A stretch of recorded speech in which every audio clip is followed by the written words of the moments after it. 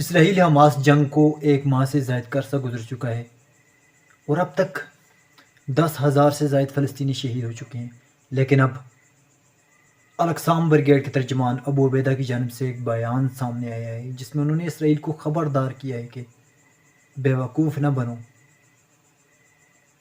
تم بمباری کر کے ہمیں کمزور نہیں کر سکتے۔ یہ ابو عبیدہ کی جانب سے بڑا بیان سامنے آیا۔ ان کا کہنا تھا کہ ہمارے پاس ایسے مجاہدین موجود ہیں جو موت سے نہیں ڈرتے اور انہیں موت سے اتنی محبت ہے جتنی تم لوگوں کو اپنی زندگی سے محبت ہے۔ یہ کہنا ہے ابو عبیدہ کی جانب سے۔ آج بڑی اپڈیٹ یہ بھی موصول ہوئی کہ اسرائیلی وزیراعظم بنجامن نتن یاہو کا جو بھتیجا ہے یاور نتن یاہو، وہ بھی ہلاک ہو گیا ہے حماس کے حملے میں۔ واضح ہے کہ وہ کیپٹن تھا اسرائیلی آرمی میں۔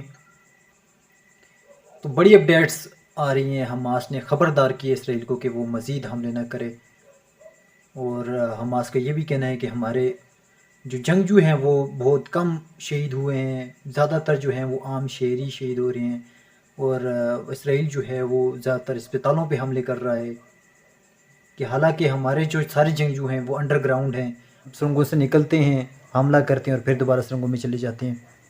تو اسرائیل کو چاہیے کہ وہ عام شہریوں پہ، عام آبادی پہ، اسپتالوں پہ بمباری نہ کرے۔ یہ ابو عبیدہ کی جانب سے بڑا بیان سامنے آیا ہے۔